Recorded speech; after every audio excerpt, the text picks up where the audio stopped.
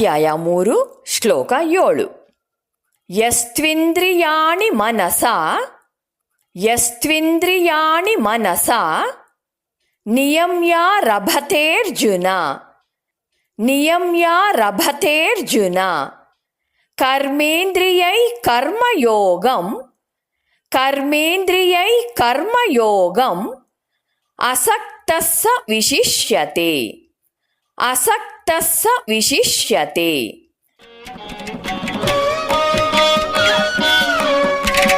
ಹೇಳಿಕೊಡುವುದನ್ನು ಅನುಸರಿಸಿ.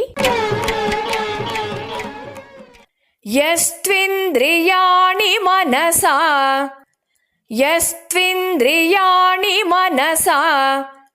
ನಿಯಮ್ಯ ರಭತೇರ್ಜುನ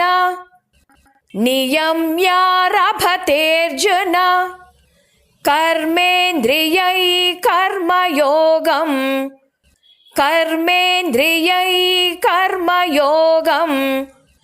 ಅಸಕ್ತಸ್ಸ ವಿಶಿಷ್ಯತೆ.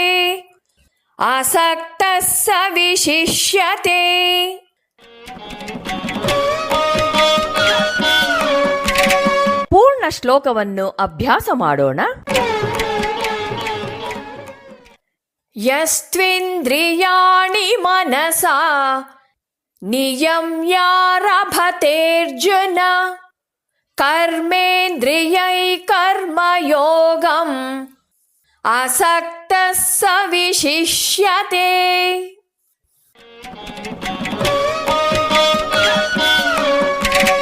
ಶ್ಲೋಕದ ಅರ್ಥವನ್ನು ತಿಳಿಯೋಣ. ಸಾಧಾರಣ ಮನುಷ್ಯ ತನ್ನನ್ನು ಸ್ವಾಭಾವಿಕ ಪ್ರವೃತ್ತಿಯಿಂದ ಹೇಗೆ ತಪ್ಪಿಸಿಕೊಳ್ಬೇಕು ಅನ್ನೋದನ್ನ ಕೃಷ್ಣ ಈ ಶ್ಲೋಕದಲ್ಲಿ ತಿಳಿಸ್ತಿದ್ದಾನೆ. ಎಲೈ ಅರ್ಜುನನೇ, ಯಾವನು ಮನಸ್ಸಿನಿಂದ ಇಂದ್ರಿಯಗಳನ್ನು ಹತೋಟಿಯಲ್ಲಿಟ್ಟುಕೊಂಡು ನಿಗ್ರಹಿಸಿ ಕರ್ಮೇಂದ್ರಿಯಗಳ ಮೂಲಕ ಕರ್ಮಯೋಗವನ್ನ ಮಾಡ್ತಾನೋ ಅವನು ಹೆಚ್ಚಿನವನು. ಈ 2 ಸಾಲುಗಳು ಸರಿಯಾಗಿ ಬದುಕುವ ಸಮಗ್ರ ವಿಧಾನವನ್ನು ನಮಗೆ ಒದಗಿಸುತ್ತೆ. ನಮ್ಮ ಮನಸ್ಸು ಇಂದ್ರಿಯಗಳ ಮೂಲಕ ಹೊರಗೆ ಹರಿದು ವಸ್ತುಗಳೊಡನೆ ಸಂಪರ್ಕಿಸಿ ಅವುಗಳನ್ನು ಇಂದ್ರಿಯಗಳು ಗ್ರಹಿಸುವಂತೆ ಮಾಡುತ್ತೆ. ಇಂದ್ರಿಯಗಳೊಡನೆ ಮನಸ್ಸು ಸಹಕರಿಸದಿದ್ದರೆ ಪ್ರಪಂಚ ಜ್ಞಾನವು ಅಸಾಧ್ಯವಾಗತ್ತೆ. ಮನಸ್ಸಿನಿಂದ ಇಂದ್ರಿಯಗಳನ್ನು ನಿಗ್ರಹಿಸು ಅಂತ ಸಾಧಕನಿಗೆ ಈ ಶ್ಲೋಕ ಸೂಚಿಸುತ್ತೆ. ಒಳ್ಳೆಯ ಕೆಲಸಗಳಲ್ಲಿ ಅಥವಾ ವಿಚಾರಗಳಲ್ಲಿ ಮನಸ್ಸು ಮಗ್ನವಾಗುವಂತೆ ಅನುವು ಮಾಡಿಕೊಟ್ರೆ ಇದನ್ನ ಪರಿಣಾಮಕಾರಿಯಾಗಿ ಸಾಧಿಸಬಹುದು. ನಾವು ನಮ್ಮ ಬದುಕಿನ ಬಹುಭಾಗವನ್ನೆಲ್ಲ ಸಾಮಾನ್ಯವಾಗಿ ವಿಷಯ ಚಿಂತನೆಯಲ್ಲೇ ಕಳೀತೇವೆ. ಇಂದ್ರಿಯಗಳನ್ನು ನಿಗ್ರಹಿಸಿದಾಗ ಇದು ನಿಲ್ಲುವುದರಿಂದ ನಾವು ಚೈತನ್ಯ ಭರಿತರಾಗ್ತೇವೆ. ಯಸ್ತ್ವಿಂದ್ರಿಯಾಣಿ ಮನಸಾ ನಿಯಮ್ಯ ರಭತೇರ್ಜುನ. ಯಹ ಅಂದರೆ ಯಾರು, ಮನಸ್ಸಿನಿಂದ, ಇಂದ್ರಿಯಾಣಿ ಇಂದ್ರಿಯಗಳನ್ನು, ನಿಯಮ್ಯ ಅಂದರೆ ನಿಗ್ರಹಕ್ಕೊಳಪಡಿಸಿ ನಿಯಂತ್ರಿಸುತ್ತಾ, ಅಸಕ್ತಃ ಅನಾಸಕ್ತಿಯಿಂದ ಅಂದರೆ ಅಂಟಿಕೊಂಡಿಲ್ಲದಿರುವವನು, ಇಂದ್ರಿಯಗಳನ್ನು ಮನಸ್ಸಿನಿಂದ ಹದ್ದಿನಲ್ಲಿರಿಸಿದವನು, ಕರ್ಮೇಂದ್ರಿಯಗಳ ಮೂಲಕ ಕರ್ಮಯೋಗವನ್ನ ಆಚರಿಸುವುದರಲ್ಲಿ ಉದ್ಯುಕ್ತನಾದವನು. ಕರ್ಮೇಂದ್ರಿಯಗಳ ಮೂಲಕ ಅವಶ್ಯಕವಾದ ಕರ್ಮಗಳನ್ನು ಮಾಡ್ತಾನೆ. ಹಾಗೆ ಕರ್ಮ ಮಾಡುವಾಗ ಅನಾಸಕ್ತನಾಗಿರ್ತಾನೆ. ಬರುವ ಫಲಾಫಲಗಳಿಗೆ ಅಂಟಿಕೊಂಡಿರೋದಿಲ್ಲ. ಇವನು ಕೆಲಸವನ್ನು ಮಾಡ್ತಾ ಇದ್ರೂ ಅದು ಮನಸ್ಸಿನ ಮೇಲೆ ಯಾವ ಪರಿಣಾಮವನ್ನು ಉಂಟು ಮಾಡೋದಿಲ್ಲ. ಇವನಲ್ಲಿ ಒಳಗೆ ಒಂದು ಹೊರಗೆ ಒಂದು ಅಂತ ಇಲ್ಲ. ಇವನು ಮಾಡುವ ಕರ್ಮಯೋಗವಾಗಿರುವುದು. ಇದನ್ನ ಹೇಗೆ ಹೇಳ್ತಾರೆ ಅಂದರೆ, ಯೋಗವೆಂಬ ಬೆಂಕಿ ಕರ್ಮದಲ್ಲಿರುವ ನಮ್ಮನ್ನ ಕಟ್ಟಿ ಹಾಕುವ ಸ್ವಭಾವವನ್ನ ನಾಶ ಮಾಡುತ್ತೆ. ಬೆಂಕಿಯ ಮೇಲೆ ಹುರಿದ ಬೀಜ ಹೇಗೆ ಚಿಗುರುವ ಸ್ವಭಾವವನ್ನ ಕಳೆದುಕೊಳ್ಳುತ್ತೋ ಹಾಗೆ ಆಗತ್ತೆ ಅಂತ ಹೇಳ್ತಾರೆ.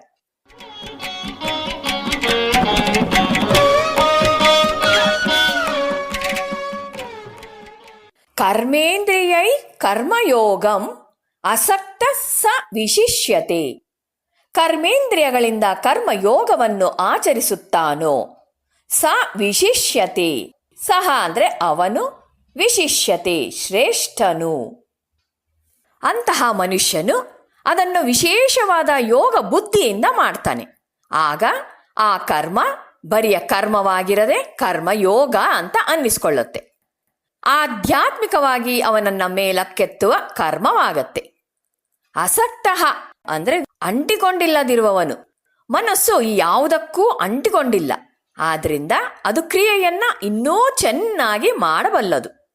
ಅಸಕ್ತಸ್ಸ ವಿಶಿಷ್ಯತೆ. ಅವನು ಅಂಟಿಕೊಳ್ಳದಿರುವುದರಿಂದ ಉತ್ಕೃಷ್ಟನಾಗ್ತಾನೆ. ಇಲ್ಲಿ ಮಾನವ ಶ್ರೇಷ್ಠತೆ, ಮಾನವ ಉತ್ಕೃಷ್ಟತೆ ಕ್ರಿಯಾಶೀಲವಾಗಿ ಬರುತ್ತೆ.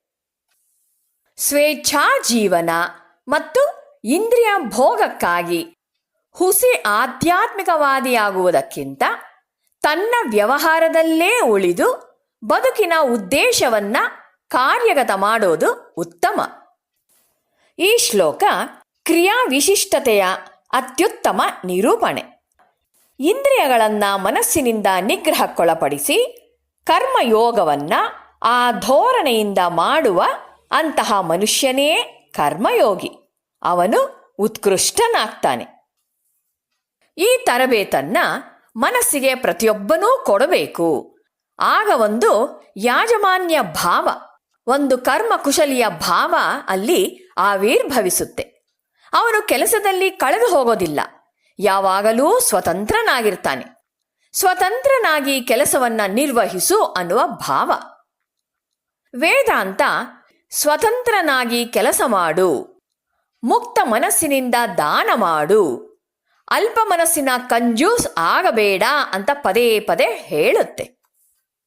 ಅನುಪಯುಕ್ತ ಚಟುವಟಿಕೆಯ ಕ್ಷೇತ್ರಗಳಿಂದ ಇಂದ್ರಿಯಗಳನ್ನು ಹಿಂದೆಗೆಯುವುದರಿಂದ ನಮ್ಮ ಆಂತರಿಕ ಶಕ್ತಿಯು ಶೇಖರಗೊಳ್ಳುತ್ತೆ. ಅದನ್ನು ಒಳ್ಳೆಯ ಕರ್ಮ ಕ್ಷೇತ್ರದಲ್ಲಿ ವಿನಿಯೋಗಿಸಬಹುದು. ಹಾಗೆ ಮಾಡುವುದರಿಂದ ಹೊಸ ವಾಸನೆಗಳು ಉತ್ಪತ್ತಿ ಆಗಲಾರವು. ಅದಲ್ಲದೆ ನಮ್ಮ ಮನಸ್ಸಿನಲ್ಲಿರುವ ಕೊಳಕೆಲ್ಲ ಕ್ಷಯಿಸುತ್ತೆ. ಗೀತೆಯು ಉಪದೇಶಿಸುತ್ತಿರುವ ಈ ಕರ್ಮಯೋಗವನ್ನ ನಾವು ಜೀವನದಲ್ಲಿ ಅಳವಡಿಸಿಕೊಳ್ಳೋದಾದರೆ ನಮ್ಮ ಜೀವನವನ್ನ ಸಾರ್ಥಕ ಮಾಡಿಕೊಳ್ಬಹುದು. ಆತ್ಮ ಸಾಕ್ಷಾತ್ಕಾರಕ್ಕಾಗಿ ಮನುಷ್ಯನು ಶಾಸ್ತ್ರಗಳಲ್ಲಿ ವಿಧಿಸಿರುವಂತೆ ನಿಯಮಬದ್ಧ ಜೀವನವನ್ನ ನಡೆಸಬಹುದು. ಅನಾಸಕ್ತಿಯಿಂದ ತನ್ನ ವ್ಯವಹಾರಗಳನ್ನೂ ನಿರ್ವಹಿಸಬಹುದು. ಈ ರೀತಿಲಿ ಪ್ರಗತಿಯನ್ನ ಸಾಧಿಸಬಹುದು.